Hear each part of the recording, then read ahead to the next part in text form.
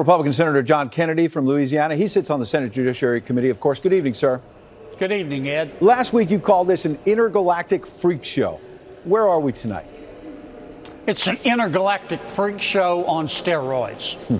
Why do you say that? Because he's finally, we think, being confirmed, unless there's some other big surprise. Yes, and I'm very pleased. But there are no winners. I'll bet you this time, Judge Kavanaugh, this time tomorrow night, Judge Kavanaugh, who I think will be confirmed, and I'm very pleased, he won't feel like a winner. I bet Dr. Ford and her family will not feel like a winner. And it all could have been avoided if Senator Feinstein had just turned over Dr. Ford's anonymous note request for confidentiality to us. We could have investigated without the intergalactic freak show, and it's very, very sad, but there are no winners. Well, speaking of Senator Feinstein, your chairman, Republican Chuck Grassley, this morning on Fox and Friends, did not name her, but he suggested that Democrats perhaps had been trying to coach witnesses to provide testimony against Judge Kavanaugh. Listen to what he had to say. We understand that Leland Kaiser, the former friend of Dr. Ford, felt pressure to revisit her denial and of knowing about the alleged assault. I can't speak about it because it's in the FBI report, but there's evidence about other people that have been questioned that they were led into it as well. You saw that FBI report. What is he referring to? I can't speak about it either. I wish I could. I think it's a huge mistake not to release the FBI report. I trust the American people to draw their own conclusions. Well, you're tantalizing us more. Pardon me one sec, because Dianne Feinstein, who had been calling for transparency earlier in this process, I noticed in the last couple of days, she keeps saying, we need to keep this FBI report confidential. Is that because Democrats don't want us to see something? Well, I disagree with her. I agree with Senator Grassley's comments. Under the law, we can't talk about the details. I wish we could. I will say that it's clear to me now, more than ever, that there was a lot of politics involved in this. FBI interviewed every one of the witnesses suggested by Ms. Ramirez and Dr. Ford. Not a single one corroborated the allegations. And there were some indications of politics. And I think we're making a mistake not to allow the American people to see this report and judge for themselves. I trust them. Yeah. Now, you said also in recent days that Congress has hit rock bottom and keeps on digging. I don't know if you're referring to this, but the House Democratic leader, Nancy Pelosi, basically compared Judge Kavanaugh to a dictator. Listen. I guess there's a similarity that people have with the people that they respect. Crazy about Putin, in love with Kim Jong-un, thinks Kavanaugh is a great, upstanding person. Well, you know what? He doesn't even know what he's talking about. How do you react to that? I probably shouldn't say this, but I'm going to be frank. Billy Goat brain, mockingbird mouth. Wow. That's just typical. That's symbolic of all that's gone on. And it didn't have to be this way.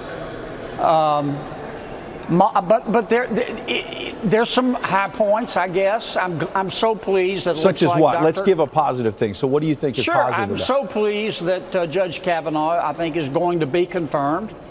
I'm so pleased that due process still matters in America.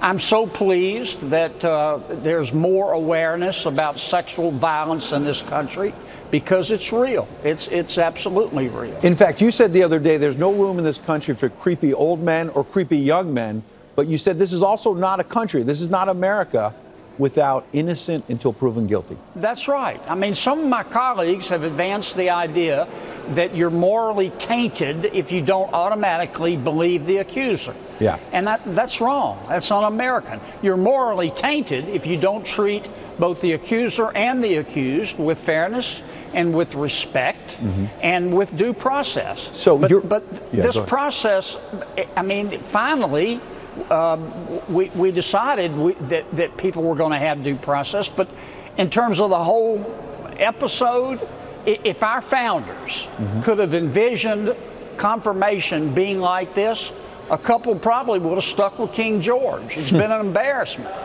Something that I want to push back on, something you're obviously happy that Judge Kavanaugh is likely to become Justice Kavanaugh, but there might be an asterisk. Be a great justice. There may be an asterisk if you listen to Democrats. And retired Justice John Paul Stevens had this to say about his temperament. Listen. He's a fine federal judge, and he should have been confirmed when he was nominated. But I think that his performance during the hearings caused me to change my mind. So I understand that you and others have said, look, he was accused, he says falsely, of rape and other things. So that's why he lost his cool. But even Judge Kavanaugh admitted in this Wall Street Journal op-ed today, he might have gone too far, sir. Look, Justice Stevens is entitled to his opinion. This is America. But what I saw from Judge Kavanaugh at the hearing was a human being responding to being called rich, lying, drunk, sexual predator. And he responded. He was offended on behalf of himself, his reputation, his spouse, his parents, his 13-year-old, and his 10-year-old. And I saw a human being responding to wild accusations that he hated women, he hated children, he hated little warm puppies, he was evil. This thing would be over the top if some people believed in a top. Senator, I've got less than a minute. You just heard John Roberts report a moment ago that people are already on the left saying that Susan Collins, for voting for the judge, is an apologist for rapists. You had people accusing Judge Kavanaugh of being a rapist. He says falsely. How in the world do we pick up the pieces? What would be your advice to President Trump? We've got a midterm election that might be even nastier in the next few weeks. After that election, how do you pick up the pieces? I would say, number one, we have to recognize that sexual violence is real in this country. And it is no country for creepy old men or young men or middle-aged men. But it is no country at all without due process. And people have the right to defend themselves. And no one is guilty until proven innocent. You're innocent until proven guilty. Senator John Kennedy, he has been out front throughout this process. We appreciate you coming in live tonight, sir. Thank you.